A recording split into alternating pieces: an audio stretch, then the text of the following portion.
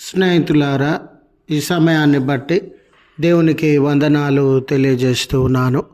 ప్రేమపూర్వకంగా మిమ్మల్ని అందరినీ వాక్య ధ్యానంలోనికి ఆహ్వానిస్తూ ఉన్నాను.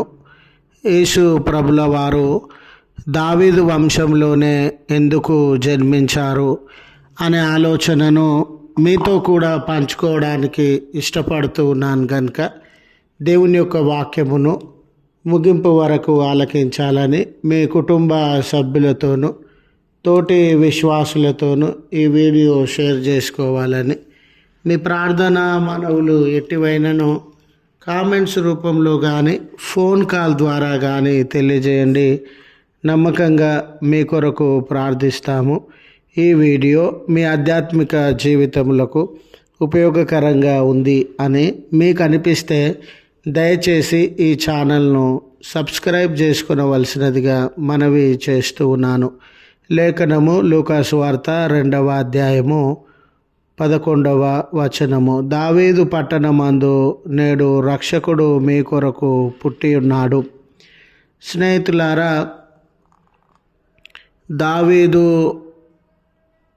రాజైనటువంటి దావీదు గారి పేరు యేసు ప్రభుల వారిని ఇతరులు పిలవడంలో, ప్రస్తావించడంలో, ఆయన సహాయంను కోరడంలో, సువార్తల యందు అక్కడక్కడ ఈ 4 సువార్తలు బైబిల్ గ్రంథంలో మనము గమనిస్తాం కదండి. అక్కడక్కడ దావీదు కుమారుడైన, దావీదు వంశానికి సంబంధించినటువంటి వాడాయన, దావీదు గోత్రముకు సంబంధించిన వాడు, దావీదు పట్టణానికి సంబంధించినటువంటి వాడు అనే ప్రభుల వారిని ఉద్దేశించి ఇలాంటి మాటలు రాయబడిన సందర్భములను మనము గమనించేటటువంటి వారంగా ఉంటాం. ఇలాంటి తరుణంలో ఎందుకు పదే పదే ప్రభుల వారిని ప్రస్తావించడానికి దావీదు గారి పేరును పరిగణలోనికి తీసుకున్నారు అని మనము గమనించినట్లయితే, స్నేహితులారా, ఒక ప్రత్యేకమైన ఉద్దేశము, మరి ముఖ్యంగా ప్రభుల వారు మానవ జీవితంలో ఎలాంటి గొప్ప కార్యాలు చేయబోతూ ఉన్నారు అని అప్పటి సమాజమైన, నేటి సమాజమైన గ్రహించాలి అన్న గొప్ప తలంపుతో దావీదు వంశము లేక రాజైన దావీదు గోత్రము, ఆయన పట్టణము అనే పదాలను వాడినట్లుగా మనము గమనించగలుగుతాం. చూడండి, దావీదు గారు తన బాల్యము మొదలుకొని గొర్రెల కాపరిగా జీవించినటువంటి వాడిగా ఉండినాడు. గొర్రెల కాపరిగా జీవించడం మాత్రమే కాదండి, తన గొర్రెలకు ఆపద రాకుండా, ప్రమాదము రాకుండా, ఆ గొర్రెల ప్రాణాలకి ఆటంకము, ప్రమాదము ఏర్పడినప్పుడు తను తెగించి, తన ప్రాణాలకు తెగించి వాటిని సంరక్షించినటువంటి వాడుగా ఉన్నాడు. ఆయన గొర్రెల మంద మీదికి ఎలుగుబంటి, సింహము లాంటి క్రూరమైన జంతువులు దాడి చేసినప్పుడు చేతిలో ఆయుధము లేకుండానే వాటిని సంహరించినటువంటి వాడుగా ఉన్నాడు.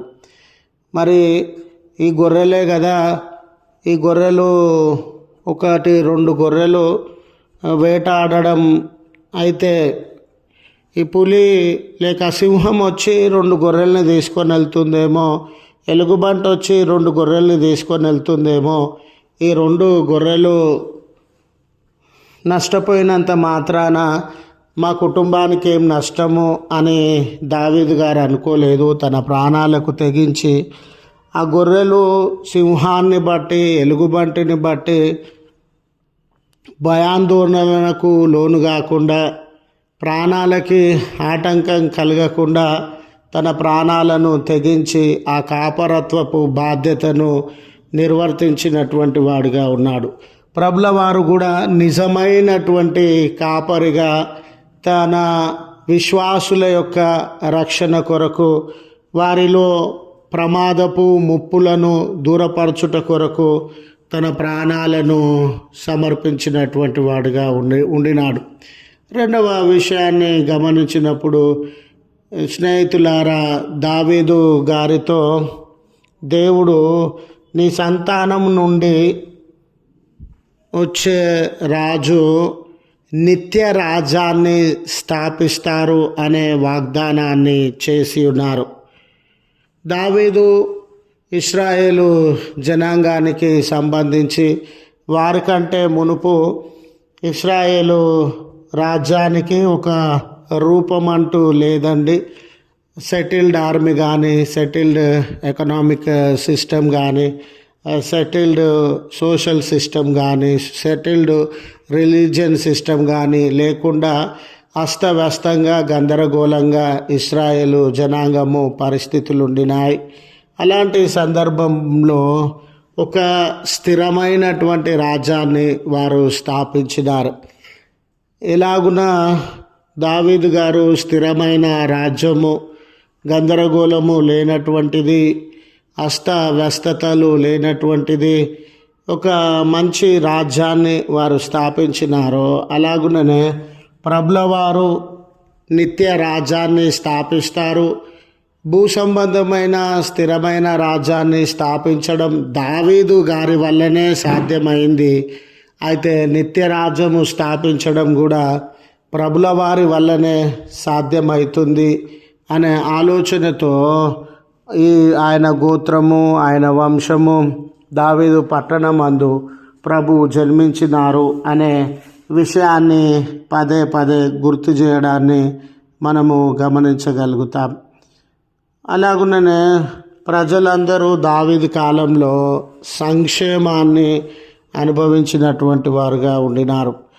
దావీదునకు పూర్వము మాటి మాటికి శత్రువులు రావడము, వారిని హింసించడము, దోచుకొని వెళ్ళడము, ఇబ్బందుల పాలు చేయడము, రక్తపాతాన్ని సృష్టించడము, ఇవన్నీ జరుగుతున్న తరుణంలో దావీదు స్థిరమైన పాలన, సంక్షేమాన్ని ప్రజలకు అందించినటువంటి వాడుగా ఉన్నాడు. ప్రభుల వారు కూడా ఇలాంటి సంక్షేమాన్ని మానవ జీవితంలో అందించేటటువంటి వారు అనేదానికి గుర్తుగా దీని ప్రభుల వారిని దావీదు వంశము, దావీదు గోత్రము అన్న ఆ సందర్భంలో ప్రస్తావించడాన్ని మనము గమనిస్తాం. కనుక స్నేహితులారా, మన ఆధ్యాత్మిక జీవితములకు సంబంధించి ఆయన గొప్ప కాపరిగా జన్మించినాడని, స్థిరమైన నిత్య జీవాన్ని మనకు అందించగలిగినటువంటి వాడని, మరి ముఖ్యంగా మనందరి జీవితంలో సంక్షేమాన్ని విస్తరింపజేయగలడు అని, ఈరోజు ఎలాంటి పరిస్థితుల మధ్య, భారముల మధ్య మనం ఉండిన ఆ సంక్షేమం అనేది ప్రభుల వారి వలన అనుభవిస్తాం అని గుర్తు చేస్తూ ఈ మాటలను ముగిస్తూ ఉన్నాను. ప్రార్థించుదము. కృపగల తండ్రి, ప్రేమగల మా దేవ, నీ పరిశుద్ధ నామమునకు వందనాలు చెల్లిస్తూ ఉన్నాం. మమ్మను దర్శించువాడవు, స్థిరపరచువాడవు, బలపరచువాడవు. ఈ దినం ఈ ప్రార్థనలో ఏకీభవించుచున్న మా అందరినీ దర్శించి మాలో ఉన్న కొరతలను, భారములను దూరపరిచి నెమ్మది సమాధానములను అనుగ్రహించమని, ఈ దీనపు దీవెనలను మా మీద కుమ్మరించి మేము చేస్తూ ఉన్న పనులన్నిటి అందు మీ సహాయాన్ని దయచేయమని క్రీస్తు పేరట వేడుకొనుచు నాము తండ్రి. ఆమెన్. తండ్రి, కుమార, పరిశుద్ధాత్మ త్రియేక దేవుని దీవెన మనకు తోడై ఉండి మనలను కాపాడునుగాక. ఆమెన్.